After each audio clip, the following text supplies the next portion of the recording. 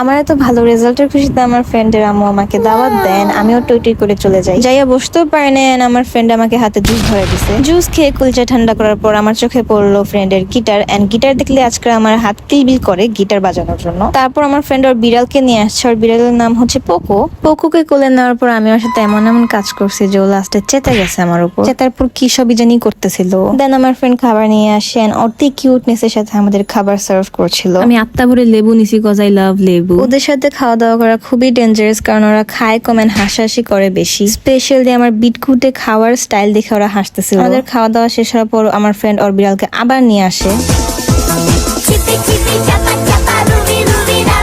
আমার ফ্রেন্ড আবার মনে রাখছে আমার ডেজার্ট লাগে খাবারের পর, তাই ও আমার জন্য 3টা ফ্লেভারের আইসক্রিম রেডি রেখেছে। নিজের আইসক্রিম শেষ হওয়ার পর স্বাভাবিক আমি ফ্রেন্ডের আইসক্রিমে হাত দিই, এন্ড দেন আমার ফ্রেন্ডরা রিকোয়েস্ট করতেছিল ওদের গান শোনানোর জন্য। এন্ড ইয়েস, আমার দিনটা এভাবেই কাটলো আলহামদুলিল্লাহ।